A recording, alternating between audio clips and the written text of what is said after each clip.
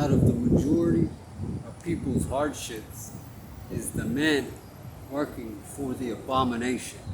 And when I mean abomination, I mean the whore of Caesar, who in some scenarios is known to take the heads of many men by a law, the law that works for her. In the cups of the prophets, being that it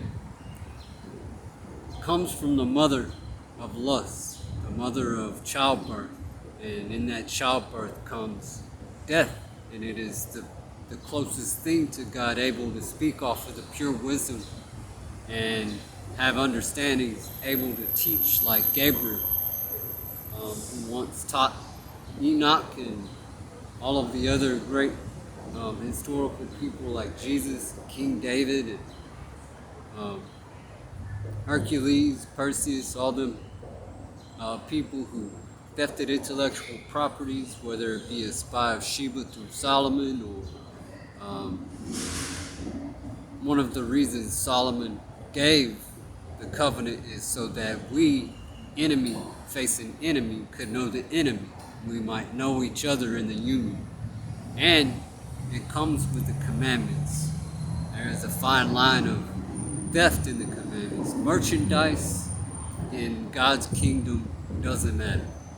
But theft of intellectual property and defrauding somebody by facial complexion or body complexion, with a brother or a sister or anything like that, that is the Lord's vengeance. Don't fight them, but it's our right under a constitution created by the saints to expose it. This is the commandments. Love thyself as I have loved you. So I have gone before you. I have gone before you speaking truth, that you may know. And the commandment that I gave in all of my trials, stand strong that thou may not be defrauded by a brother. These are all scriptures written in the Bible that these abominations do, the men that work for her, that chooses to defile the cup of childbirth, the cup of pure wisdom, and corrupt the heavenly sanctuaries where that cup of pure wisdom comes from.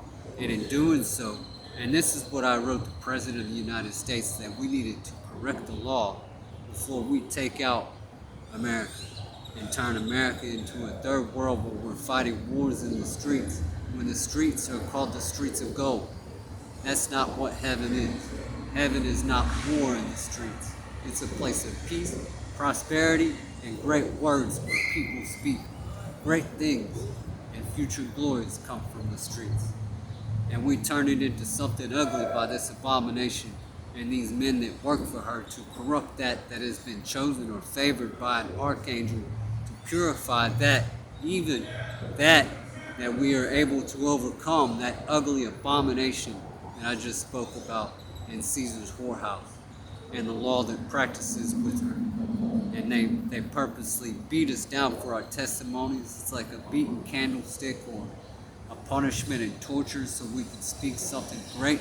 Whether it is ugly, it is still beautiful. Understanding that all things are welcome in hell through Jesus Christ. Hell's sanctuary above us. That way, the ones favored by the archangel are able to purify for a greater future in childbirth and upbringing in the ages of growth. We in a law had chosen to do away with the fountain of youth and practice the fountain of aging, because we live and we die, and we all have a spiritual nature to ourselves, and a lot of us are lost in money, riches, and gain by screwing people over. And in doing so, we have no longer power with God to salvage ourselves and our own star or wellspring, our own family, our own future growth, even those outside of the family who have made themselves commonly known in the family to be loyal. The spirits that are loyal are called family.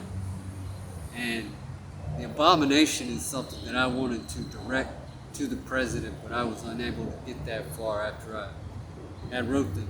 I had been tested in trial. I can only say it's by God only because I have met none of those people face to face. So by God, I was trialed by them. But the abomination should be looked at if it is the men who work for the abomination to defile that kingdom, that sanctuary of peace, that kingdom that is able to purify a child from the very birth up, where it is a reflection that is placed upon the favored one, who is the only one able to enter into heaven and see all of the people through my eyes, or through my ears, through my every sense in hell, that is that the omniscient one can be omniscient about everything. This is the upbringing of the future, and I had tried to direct it to the President of the United States several times. I thought I would share my testimony. That's what a beatdown is.